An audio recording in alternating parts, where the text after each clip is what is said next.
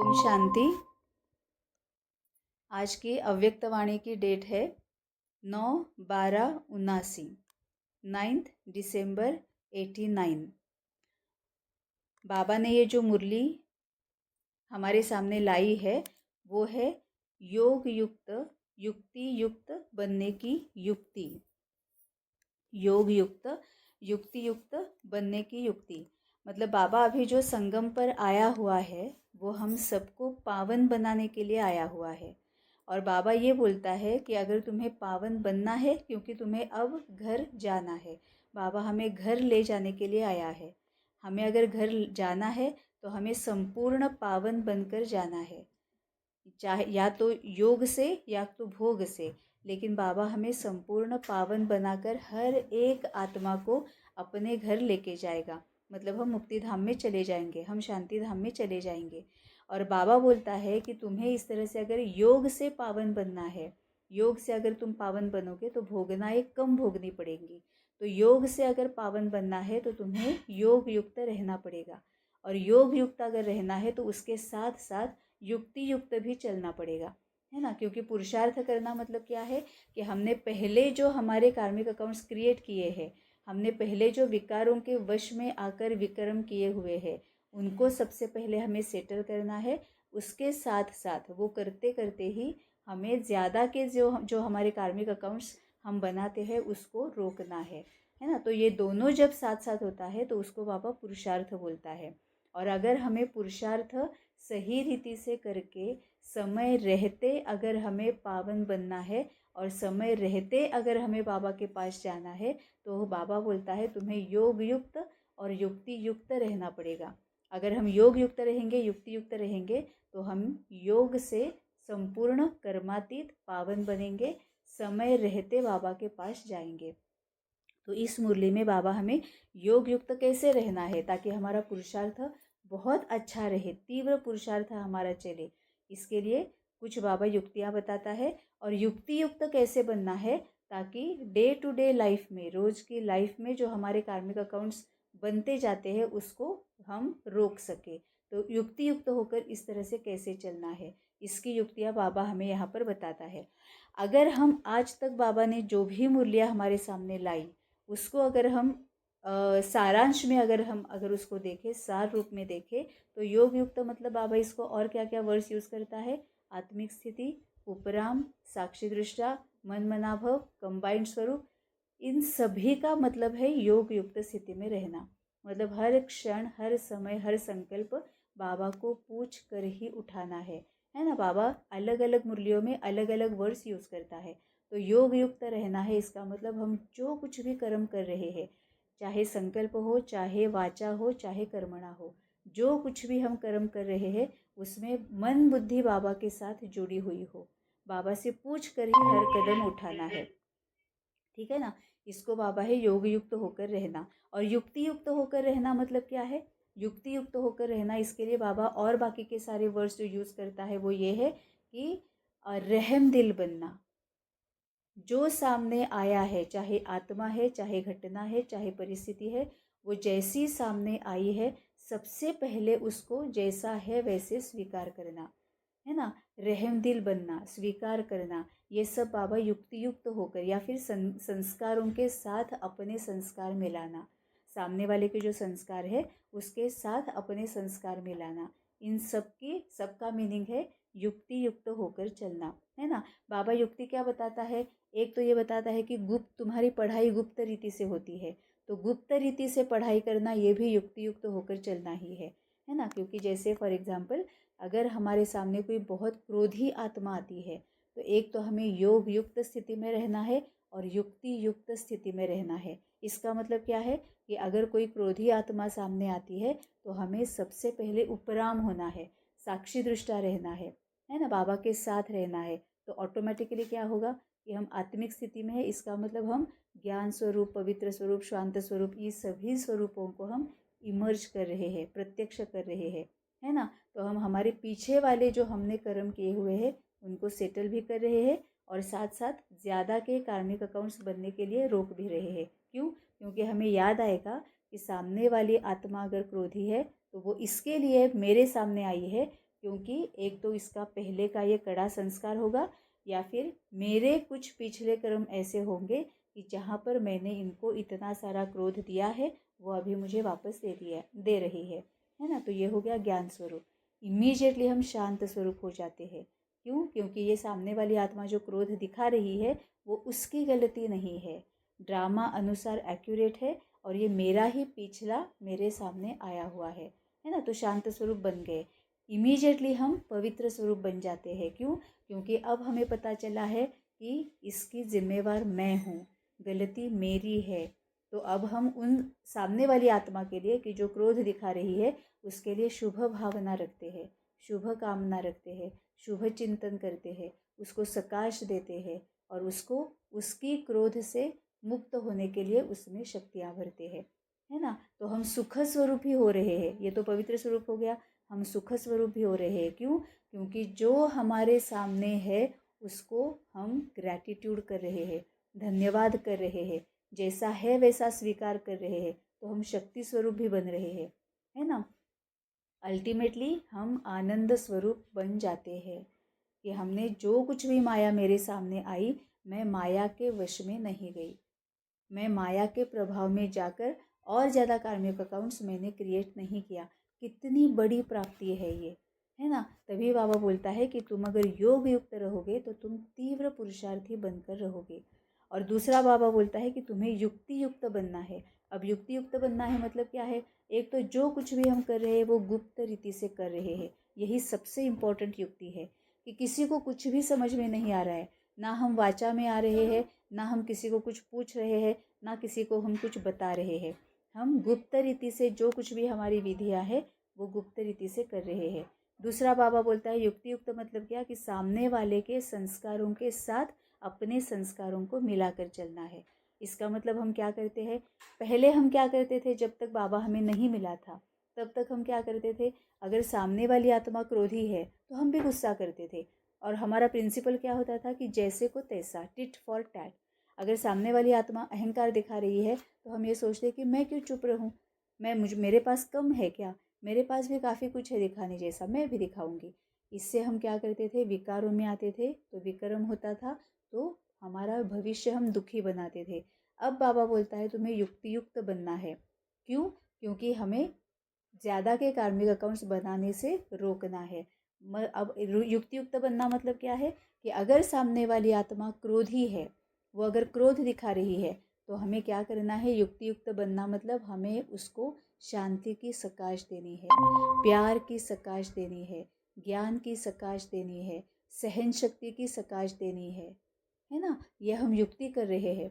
हम उनके क्रोध के प्रभाव में आकर खुद क्रोधी नहीं बन रहे हैं, हम अंतर्मुखी हो रहे हैं, ज्ञान को या फिर जो कुछ भी सिचुएशन है उसको समझ रहे हैं और युक्ति से उनका क्रोध हम शांत कर रहे हैं। अभी भी अगर हम लौकिक में देखेंगे तो क्या होता है कि अगर कोई बहुत ज़्यादा क्रोधी आत्मा सामने आती है और अगर हम उसको कहते हैं कि ठीक है इतना गुस्सा क्यों कर रहे हो, शांत हो जाओ, तो वो और ज़्यादा गुस्सा हो जाता है ना। वो बोलता है कि क्यों शांत हो जाऊं, है ना। और ही ज़्यादा बहस हो जाती है, और ही ज़्यादा वो क्रोधी हो जाता है। लेकिन युक्ति युक्त होना मतलब अंदर में हम सब कुछ कर रहे हैं, अंतर्मुखी बन रहे हैं। सामने वाले आत्मा के हम ना सामने वाली आत्मा का हमने विकार देख लिया, कमजोरी देख ली। अब हमने अपने संस्कारों को चेंज किया। हम क्रोधी होने के बजाय हम शांत होकर उसको शांति दे रहे हैं, हम उसको प्रेम दे रहे हैं, हम रहम दिल बन रहे हैं और उसको प्रेम दे रहे हैं। हम उसको ज्ञान स्वरूप खुद बनकर हम उसको इंडिगो कलर की सकाश दे रहे हैं, मतलब उसको हम समझा रहे हैं, है ना। जैसे अभी का समय इंस्टेंट का ज़माना है ना, वैसे ये सकाश जो है वो इंस्टेंट का काम करती है, एकदम इमीडिएटली काम करती है। तो हम उसको इंडिगो कलर की सकाश देकर हम उसको समझा रहे हैं, है ना। तो यही इसी को बाबा बोलता है युक्ति युक्त होकर चलना।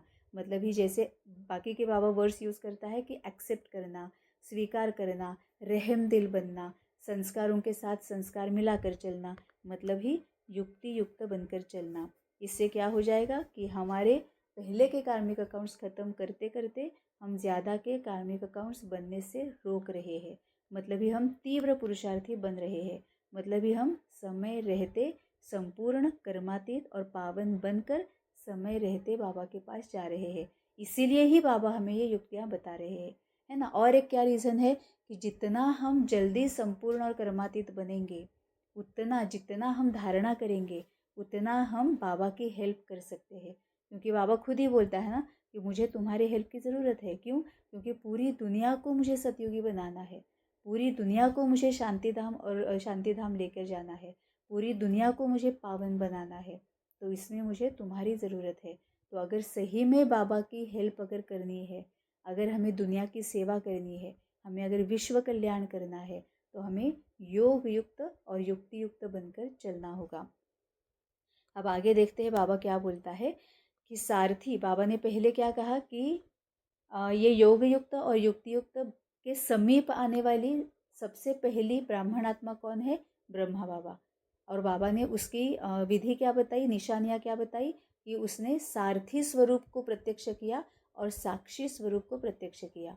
तो सारथी और साक्षी, सारथी मतलब इस देह को चलाने वाली मैं आत्मा सारथी, है ना। और साक्षी मतलब क्या है कि बाबा जैसे बोलता है कि टॉम एंड जेरी का खेल देखते रहो, जो भी तुम्हारे सामने हो रहा है उसको ऐसे समझो कि टॉम एंड जेरी का खेल चल रहा है।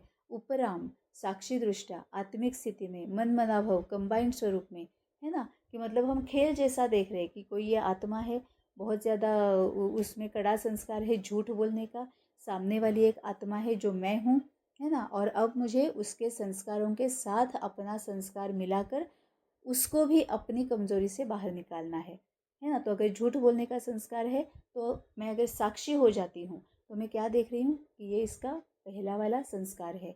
अब मुझे क्या करना है, अपना जो गुस्सा है उसको ट्रिगर नहीं होने देना है ना। अब मुझे क्या करना है कि उसको ज्ञान देना है, उसमें शक्ति भरनी है ताकि वो भी इस कमज़ोरी से बाहर निकले, है ना। तो इसी को ही बाबा बोलता है कि साक्षी। तो सारथी और साक्षी। आगे देखते हैं बाबा क्या बोलता है। सारथी अर्थात आत्म अभिमानी, क्योंकि आत्मा ही सारथी है। ब्रह्मा बाप ने इस विधि से नंबर 1 की सिद्धि प्राप्त की, है ना। सारथी मतलब पूरा स्वराज्य अधिकारी। सारथी मतलब भी क्या है कि मन बुद्धि और संस्कार, ये जो है ना वो पूरा हमारे कंट्रोल में। मन क्या सोच रहा है, बुद्धि क्या डिसीजंस ले रही है, संस्कार अपने आप तो नहीं इमर्ज हो रहे हैं, है ना। समय प्रमाण समय अनुसार मेरे संकल्प चल रहे हैं, बोल चल रहे हैं, मैं कर्म में आ रही हूँ। स्वभाव संस्कार चाल चलन सूरत सीरत समय अनुसार ज़रूरत अनुसार मैं दैवी गुण दैवी शक्तियाँ दैवी संस्कारों को प्रत्यक्ष कर रही हूँ, है ना। इसी को ही बाबा बोलता है कि आत्माभिमानी मतलब सारथी। और बाबा ने बोला कि ब्रह्मा बाप ने इसी विधि से नंबर 1 की सिद्धि प्राप्त की, इसीलिए बाप भी इसका सारथी बना। मतलब शिव बाबा भी ब्रह्मा बाप का सारथी बना। सारथी बनने का यादगार बाप ने करके दिखाया।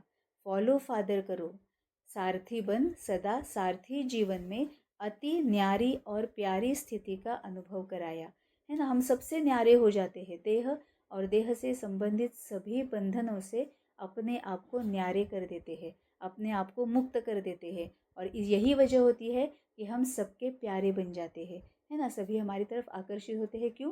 क्योंकि हमें जैसे बाबा से शांति की और सुख की अनुभूति हुई, वही अनुभूति औरों को हमारी वजह हमसे हो जाती है, तभी हम प्यारे बन जाते हैं। तो सारथी बन सदा सारथी जीवन में अति न्यारी और प्यारी स्थिति का अनुभव कराया, क्योंकि देह को अधीन कर बाप प्रवेश होते अर्थात सारथी बनते हैं।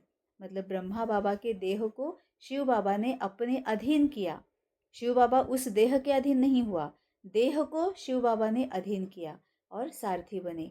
देह के अधीन नहीं बनते, इसीलिए मतलब आत्मा जो है वो अधिकारीपन में है और देह जो है वो अधीन है, इसीलिए न्यारा और प्यारा है। ऐसे ही आप सभी ब्राह्मण आत्माएं भी बाप समान सारथी की स्थिति में रहो। बाबा अवस्था नहीं बोल रहा है, स्थिति बोल रहा है। जो लंबे समय तक चलती है उसको स्थिति बोला जाता है, अवस्था तो ऊपर नीचे होती रहती है। तो बाबा बोल रहा है कि आप सभी ब्राह्मण आत्माएं भी बाप समान सारथी की स्थिति में रहो।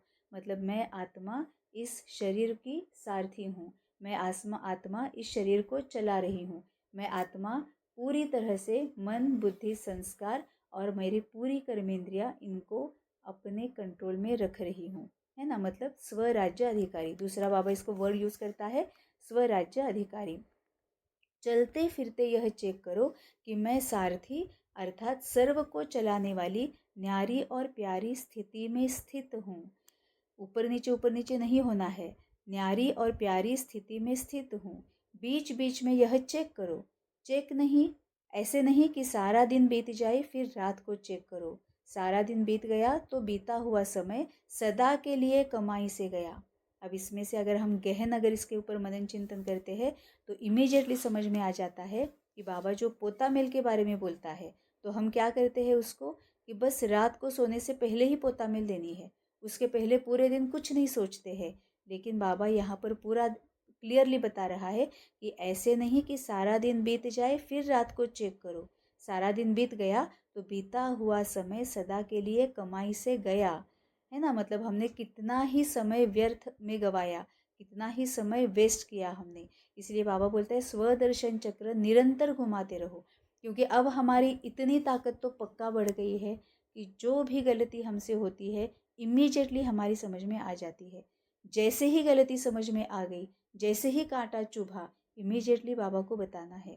ऐसे समझना है कि अब भी बाबा को पोता मेल देनी है कि बाबा अभी ऐसे ऐसे हो रहा था और मुझे बहुत ज़्यादा गलत लगा, या मुझे ये बहुत ज़्यादा अंदर चुभा, मुझे डिसरिस्पेक्टफुल फील हुआ, या फिर ऐसे फील हुआ जैसे कोई मुझे ठग रहा है, या फिर जलन मुझे महसूस हुई, या फिर मुझे उनसे कोई अपेक्षा क्रिएट हो रही है। ये इमीडिएटली बाबा को बताना है।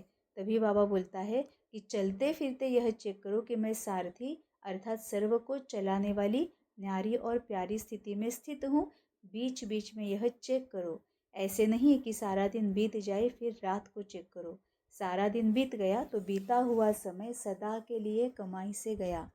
इसीलिए गवा करके होश में नहीं आना, है ना। क्योंकि पोता मेल का क्या होता है कि बाबा को ना शरीर है, तो बाबा ना देख सकता है, ना सुन सकता है, कुछ भी नहीं। बाबा को पता भी नहीं कि दिन है, रात है, शाम है, सुबह, कुछ पता नहीं है ना। तो पोता मेल देना है। अभी अभी 2-3 दिन पहले की मुरली में बाबा ने क्या बोला कि बाबा की मुरली मतलब पूरा साइकोलॉजी और लॉजिक है ना, पूरा यही है वो। तो बाबा बोलता है कि रात को जब हम पोता मेल देते हैं ना, तो साइकोलॉजिकली क्या होता है कि सोने के टाइम पे हमारा सबकॉन्शियस माइंड एक्टिव होता है। मतलब ही हमारा चित्त जो है, एक मन होता है, एक चित्त होता है, वो चित्त हमारा एक्टिव होता है। जो भी चित्त में जाता है वो धारण करने में बहुत आसान होता है। इसीलिए बाबा ने बोला है कि रात को दे दो, पोता मिल दे दो। हम पूरी तरह से डिटेल पोता मिल देते हैं तो अपने आप को समझ में आ जाता है कि हमने गलती कहाँ की है और अब हमें वहाँ पर काम क्या करना है। तो वही सुनते सुनते समझते समझते अगर हम सो जाते हैं तो सबकॉन्शियस माइंड में वो अंदर तक चला जाता है, चित्त में वो अंदर तक चला जाता है और धारण करने में आसानी होती है। लेकिन यहाँ पर बाबा ये भी बोल रहा है कि बीच बीच में हमें चेक करते रहना है और समय गंवाना नहीं है। अभी अभी कुछ चुभा, अभी अभी कुछ गलती का एहसास हुआ, इमीडिएटली बाबा को बताना है कि बाबा ऐसे ऐसे हो गया, तू बता दे कि मुझे अब क्या करना है ना। इसीलिए गवा करके होश में नहीं आना, यह स्वतः नेचुरल संस्कार बनाओ कि अभी अभी कुछ चुभा, अभी अभी गलती का एहसास हुआ, इमीडिएटली बाबा को बता दिया। यह स्वतः नेचुरल नेचर संस्कार बनाओ। कौन सा? चेकिंग का। कौन सा संस्कार नेचुरल नेचर बनाओ? चेकिंग का, मतलब ही स्वदर्शन चक्र घुमाने का।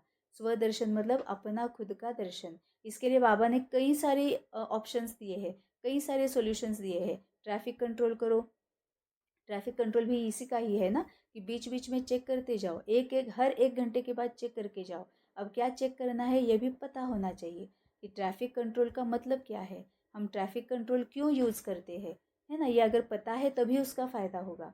अब ट्रैफिक कंट्रोल बाबा ने क्यों बोला है? ताकि हम ये अपना अपना चेक कर सके कि पिछला 1 घंटा में किस बारे में सोच रही थी। क्या मैं देह अभिमान में थी या मैं देही अभिमानी थी? बाबा के साथ कनेक्टेड थी या देह भान से बातों के साथ कनेक्टेड थी? या तो मैं बात के साथ कनेक्टेड रह सकती हूँ या बाप के साथ कनेक्टेड रह सकती हूँ, है ना। तो ट्रैफिक कंट्रोल उसके लिए ही है कि एक एक घंटा पूरा मैं किसके साथ कनेक्टेड थी, देह अभिमान में कितना आई, बाबा के साथ कितना रही, है ना। तभी बाबा बोलता है कि ये चेकिंग तुम्हें अपना अपना वो नेचुरल संस्कार बनाना है कि हम बीच बीच में चेकिंग करते रहे। जैसे किसी के कोई पुराने संस्कार इस ब्राह्मण जीवन में अभी भी आगे बढ़ने में विघ्न रूप बन जाते हैं। तो कहते हो ना कि ना चाहते भी संस्कारों के वश हो जाते हैं। जो नहीं करना चाहते हो वह कर लेते हो। जब उल्टे संस्कार न चाहते कोई भी कर्म करा लेते हैं तो यह नेचुरल चेकिंग का शुद्ध संस्कार अपना नहीं सकते हो। मतलब बाबा बोल रहे हैं कि जैसे पुराने संस्कारों को हम बीच बीच में यूज़ करते रहते हैं, वैसे क्या हम ये आदत नहीं अब डाल सकते कि हमारे निजी संस्कार जो है, हमारे अपने ओरिजिनल संस्कार जो है, वही हम यूज़ करें। बिना मेहनत के चेकिंग के शुद्ध संस्कार स्वतः ही कार्य कराते रहेंगे। मतलब उसमें मेहनत नहीं लगेगी।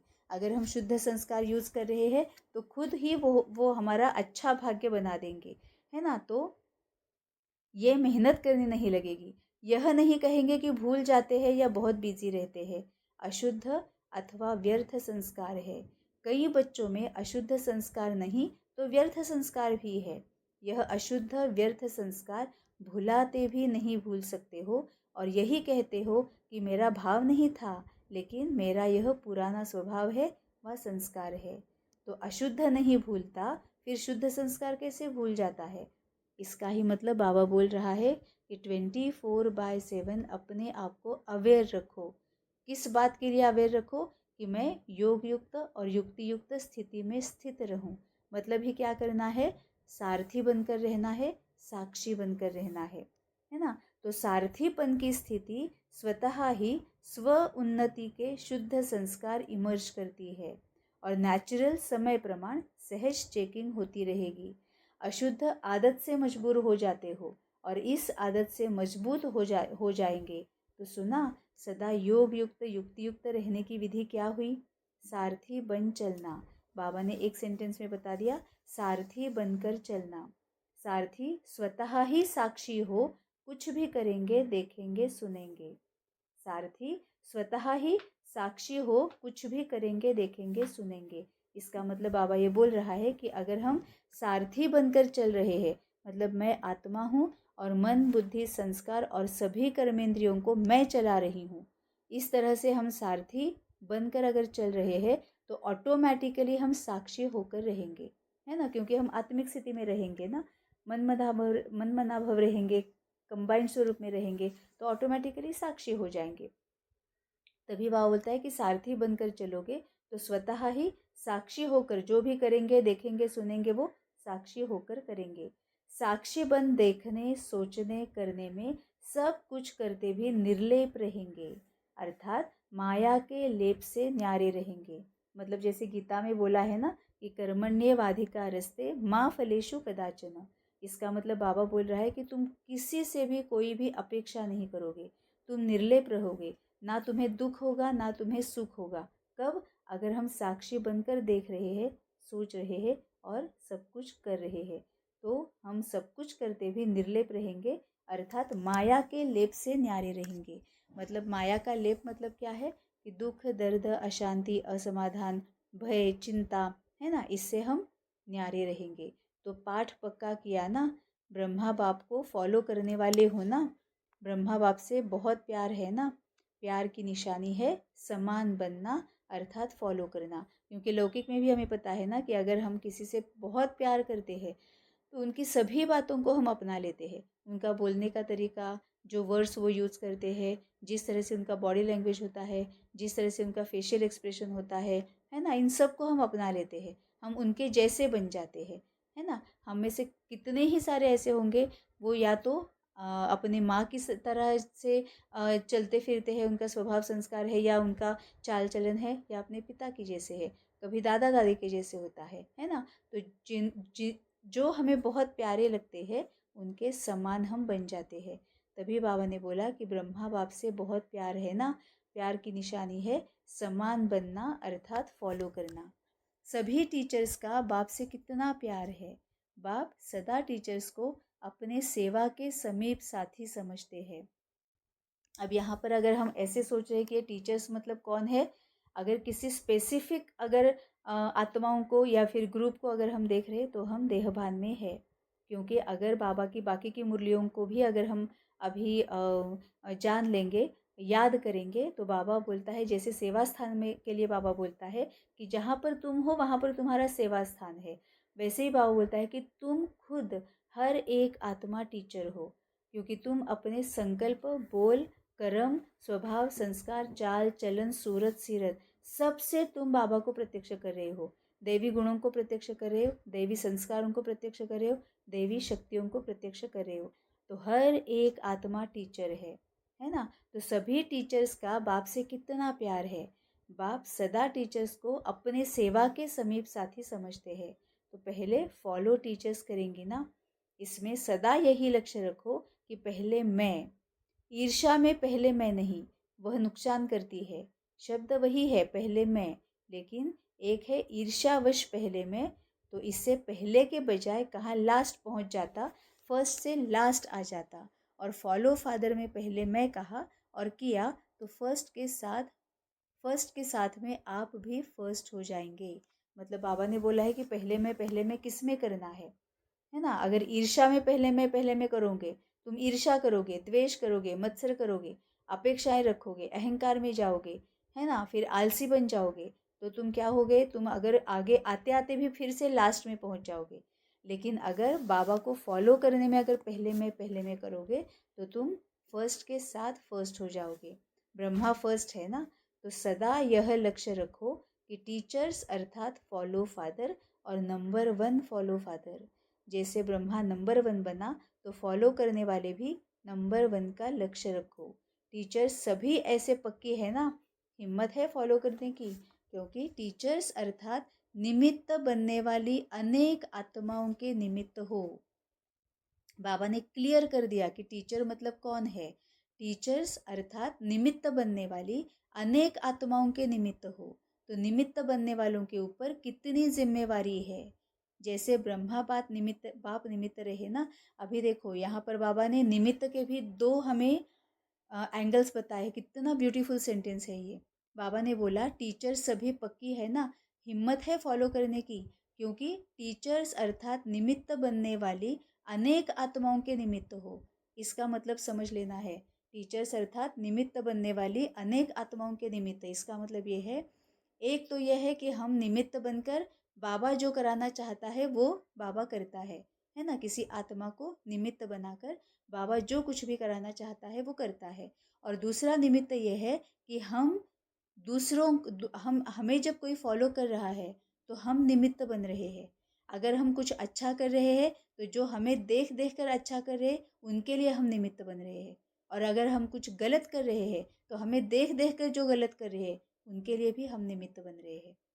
तो ये निमित्त जो है उसको बहुत अच्छे से समझना है ना। एक तो यह है कि हमारा डाउनफॉल भी वही तभी तो हुआ है ना। बाबा ने सबसे पहले हमें क्यों पकड़ा, क्योंकि कितनी ही सारी आत्माओं को सही रास्ते से भटकाने वाली निमित्त आत्माएं हम है ना। बाबा तो बोलता है कि तुम पूर्वज हो, आधार मूर्त हो, उद्धार मूर्त हो, लेकिन ये सभी शुगर कोटेड वर्ड्स होते ना, वैसे है। सच में तो हमने किया क्या है कि द्वापर से हम ही निमित्त बने हैं कई सारी आत्माओं को सही रास्ते से भटकाने के लिए, है ना। तो यहाँ निमित्त के 2 अर्थ बाबा ने स्पष्ट किए हैं। एक तो वो निमित्त आत्मा जिसको बाबा ने निमित्त बनाया है और अब सबकी सेवा करा रहा है, और दूसरी निमित्त आत्मा जो औरों के सामने निमित्त बन रही है ना। कि अगर अच्छा करना है, सही रास्ते पर चलना है या गलत रास्ते पर चलना है, उसके लिए निमित्त बनी हुई आत्मा।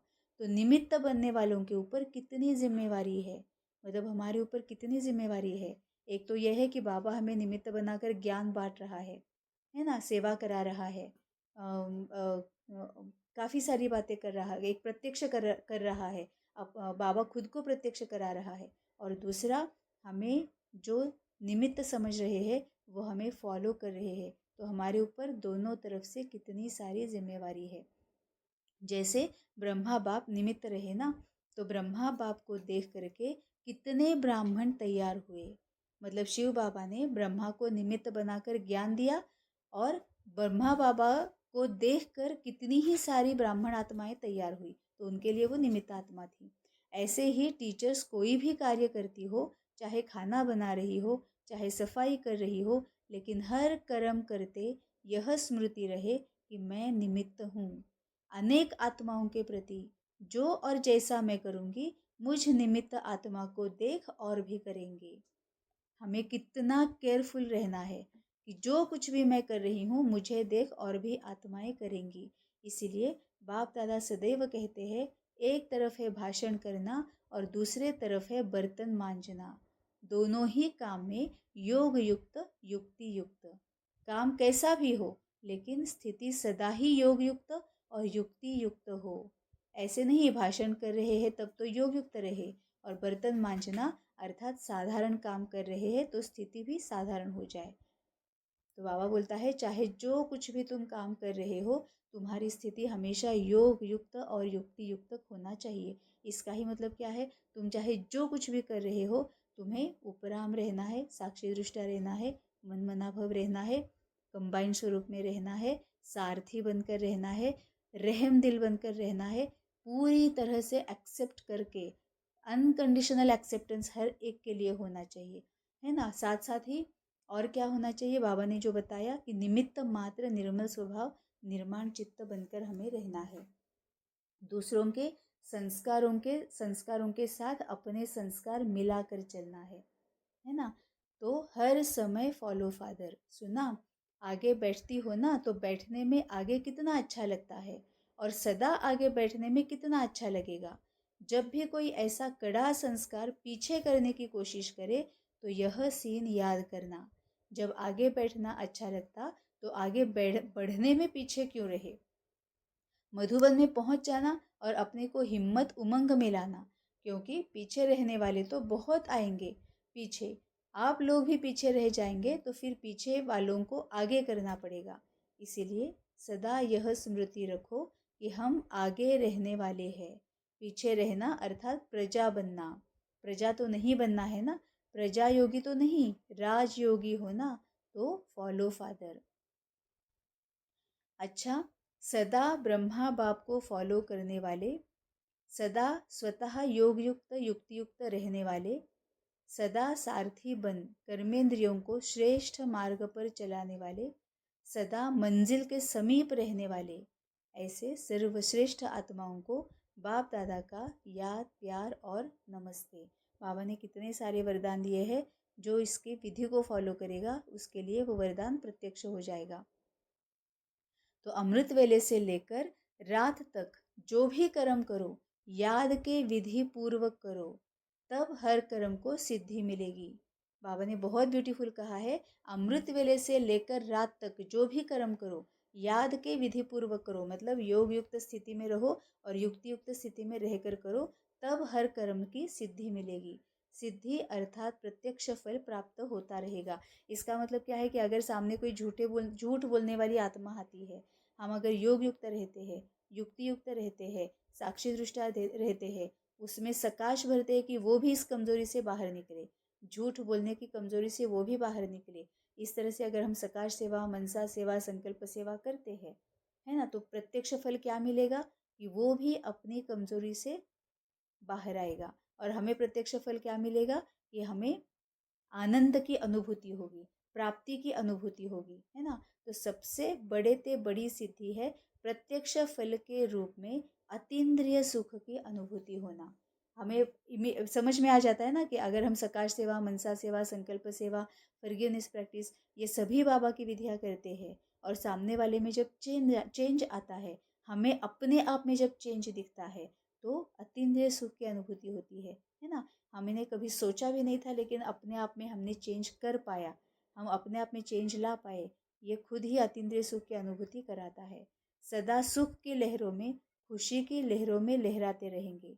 पहले प्रत्यक्ष फल मिलता है, फिर भविष्य फल मिलता है। क्यों? क्योंकि ये हमारा नेचुरल नेचर बन जाता है। जैसे ही प्रत्यक्ष फल मिलता है तो अपने आप ही हम मोटिवेट होते हैं, उमंग उत्साह में आते हैं, और ज़्यादा प्रैक्टिस करते हैं, और वो हमारा नेचुरल नेचर बन जाता है। इस समय का प्रत्यक्ष फल अनेक भविष्य जन्मों के फल से श्रेष्ठ है। अगर अभी प्रत्यक्ष फल नहीं खाया तो सारे कल्प में कभी भी प्रत्यक्ष फल नहीं मिलेगा। अभी अभी किया, अभी अभी मिला, इसको कहते हैं प्रत्यक्ष फल। सतयुग में भी जो फल मिलेगा वह इस जन्म का मिलेगा, दूसरे जन्म का नहीं, क्योंकि हम अभी ही संस्कारों को अपने में भर कर जा रहे हैं। संस्कारों को नेचुरल नेचर बना रहे हैं, तो वहाँ जाने के बाद भी ऑटोमेटिकली संस्कार ही हमारा नेचुरल नेचर बन जाएगा। तो जो फल मिलेगा वह इस जन्म का मिलेगा, दूसरे जन्म का नहीं। लेकिन यहाँ जो मिलता है वह प्रत्यक्ष फल अर्थात अभी अभी का फल है। तो प्रत्यक्ष फल से वंचित नहीं रहना, सदा फल खाते रहना। यह प्रत्यक्ष फल अच्छा लगता है ना, ऐसा भाग्य कभी सोचा था? भगवान द्वारा फल मिलेगा, यह तो स्वप्न में भी नहीं था। तो जो बात ख्याल ख्वाब में भी नहीं हो और वो हो जाए तो कितनी खुशी होती है। आजकल की अल्पकाल की लॉटरी आती है तो भी कितनी खुशी होती है, और यह प्रत्यक्ष फल सो भविष्य फल हो जाता है तो नशा रहता है ना। कभी कम कभी ज्यादा तो नहीं, सदा एक रस स्थिति में उड़ते चलो। सेकंड में उड़ना सीख गए, सेकंड में उड़ना सीख गए हो ना, या ज्यादा समय लगता है? संकल्प किया और पहुंचे, इतनी फास्ट गति है। अब इस पर भी अगर हम मनन चिंतन करेंगे तो काफ़ी कुछ समझ में आ जाएगा कि सदा एक रस स्थिति में उड़ते चलो। सेकंड में उड़ना सीख गए हो ना, या ज़्यादा समय लगता है? संकल्प किया और पहुँचे, इतनी फास्ट गति है। अब ये कब होगा? संकल्प किया और पहुँचे, ये कब होगा? जब हमारे मन बुद्धि में कोई भी किचड़ा कचरा गंध कुछ भी नहीं होगा, तभी ये हो जाएगा कि वाह हमने संकल्प किया और वहाँ पर हम पहुँच गए। क्योंकि इसके लिए साफ बुद्धि होना बहुत ज़रूरी है ना। और ये साफ बुद्धि कब रहेगी? जब हम फॉरगिवनेस करते रहेंगे। फॉरगिवनेस करते रहेंगे तो हमारे जो कार्मिक अकाउंट्स है वो ख़त्म होते जाएंगे और बुद्धि क्लियर होती जाएगी, बाबा का ज्ञान बैठता जाएगा। जैसे ही संकल्प किया और पहुँच गए, इतनी फास्ट गति हो जाएगी। तो इंदौर जोन वाले सभी संतुष्ट हो ना, माताएं सदा संतुष्ट हो, कभी परिवार में भी लौकिक द्वारा असंतुष्ट नहीं होती, कभी तंग होती हो, कभी चंचल बच्चों से तंग होती हो। तंग कभी नहीं होना, जितना आप तंग होंगे उतना वह ज्यादा तंग करेंगे। इसीलिए ट्रस्टी बनकर, सेवाधारी बनकर सेवा करो। इसका ही मतलब बाबा क्या बोलता है? ट्रस्टी बनकर, सेवाधारी बनकर सेवा करो, मतलब ही देह और देह से संबंधित सभी बंधनों से अपने आप को मुक्त करो। साक्षी दृष्टिया रहो, आत्मिक स्थिति में रहो, है ना। ये जो हमारे माता पिता है, भाई बहन है, बच्चे है, युगल है, ये तो किसी पिछले कार्मिक अकाउंट की वजह से इस रिलेशन में आए हैं। आज के मेरे युगल जो है वो पता नहीं पिछले जन्म में कौन थे, किसके साथ थे, अगले जन्म में पता नहीं कौन होंगे, किसके साथ होंगे। अभी के मेरे माता पिता बच्चे जो है पता नहीं अगले जन्म में किसके साथ होंगे, पता नहीं पिछले जन्म में किस रूप में थे, किस नाम से थे, किस रिलेशन में थे, है ना। तभी बाबा बोलता है कि जितना आप तंग हो, इसीलिए ट्रस्टी बनकर, सेवाधारी बनकर सेवा करो। मेरापन आता है तो तंग होते हैं। मेरे बच्चे मेरी जिम्मेवारी, मेरे माँ बाप की मुझ पर जिम्मेवारी है, मेरे सास ससुर की मुझ पर जिम्मेवारी है। ये सब जिम्मेवारियाँ बाबा के ऊपर छोड़ देनी है। सास ससुर, माता पिता और बच्चों को नहीं छोड़ना है। उनके साथ कर्म हमने किया है तो उस कर्म को हमें ही, उस कार्मिक अकाउंट्स को हमें सेटल करना है। लेकिन उसको सेटल कैसे करना है, ये सोचने की जिम्मेवारी बाबा के ऊपर छोड़ देनी है। और बाबा को पूछना है कि बाबा तू बता दे मुझे कैसे, कब, कहाँ, क्या करना है, वैसे मैं करती जाऊंगी। ठीक है। तो इसीलिए ट्रस्टी बनकर, सेवाधारी बनकर सेवा करो। मेरापन आता है तो तंग होते हो। मेरा बच्चा और ऐसे करता है, तो जहाँ मेरापन होता है वहाँ तंग होते हो, और जहाँ तेरा तेरा आया तो तैरने लगे। अब तैरने लगते हैं मतलब क्या है? हम डूब नहीं रहे हैं, है ना, हम तैर रहे हैं, हम लाइट है तभी तो हम तैर रहे हैं। तभी बाबा बोलता है कि तेरा तेरा करो, कि तेरी जिम्मेवारी है, तेरी जिम्मेवारी है, तू जैसे बताएगा वैसे मैं करती जाऊंगी। तो सदा तेरा माना स्वमान में रहना, मेरा मेरा कहना माना अभिमान में आना, तेरा तेरा मानना माना स्वमान में रहना। तो सदा स्वमान में रहने वाले अर्थात तेरा मानने वाले, यही याद रखना। अच्छा, डबल फॉरेनर्स भी सिक्की रहे हैं, थोड़े हैं, कितनी खुशी रहती है उसका वर्णन कर सकते हो? बेहद का बाप है तो प्राप्ति भी बेहद की है, इसलिए हद की गिनती कर नहीं सकते। बाप दादा तो डबल विदेशी बच्चों को तीव्र पुरुषार्थी की रफ्तार से देख खुश होते हैं। भारतवासी तो भारत की बातों को जानते हैं, लेकिन यह लोग न जानते भी इतने समीप तीव्र पुरुषार्थी बने, तो कमाल किया ना। तो डबल लक्की हो गए। और भारतवासियों को क्या नशा है कि हम ही हर कल्प में अविनाशी भारतवासी बनेंगे, यह नशा है ना, अविनाशी अखंड भारत है। मतलब अभी भी जैसे हम देख सकते हैं, अभी अभी अभी हमारे सामने सामने इंडिया के टुकड़े होकर कुछ और देश बन गए, है ना। वैसे ही पहले अखंड भारत था, और फिर जैसे ही इंसान ने उसके टुकड़े बनाना शुरू कर दिया, टुकड़े करना शुरू कर दिया, हदें बनानी शुरू की, तो फिर वो खंडित हो गया। लेकिन बाबा जो कुछ भी बोलता है वो अखंड भारत के लिए बोलता है, मतलब उसमें सभी देश के आत्मा जो है वो आ गए। तो भारतवासियों को क्या नशा है कि हम हर कल्प में अविनाशी भारतवासी बनेंगे, यह नशा है ना। अविनाशी खंड भारत है, हर एक का अपना अपना नशा है, सभी को भारत में ही आना पड़ेगा ना, और आप बैठे ही भारत में हो। अच्छा, सभी को याद प्यार। तो आज बाबा ने मुरली में योग युक्त रहना है और युक्ति युक्त रहना है, तो वो कैसे रहना है इसके बारे में बोला है। तो अपना अपना चेक करना है कि क्या मैं योग युक्त हूँ, मतलब हर क्षण हर समय हर संकल्प बाबा से पूछ कर लेती हूँ। और क्या मैं युक्ति युक्त हूँ, जो भी आत्माएं मेरे सामने आती है, किसी भी रीज़न से आती है, क्या उनके संस्कारों के साथ अपने संस्कार मिलाकर मैं चलती हूँ। अगर वो अशांत है तो क्या मैं उन्हें शांति देती हूँ। अगर वो अहंकारी है तो क्या मैं उन्हें ज्ञान और प्यार और शांति देती हूँ। अगर वो दुखी है तो क्या मैं उन्हें शांति देती हूँ, सुख देती हूँ, क्या मैं उनको ज्ञान देती हूँ। ये अपना अपना चेक करना है, और हमें निरंतर योग युक्त और युक्ति युक्त स्थिति में रहना है। तभी हम तीव्र पुरुषार्थी बनेंगे, समय रहते संपूर्ण कर्मातीत बनकर बाबा के पास समय रहते जाएंगे। ओम शांति।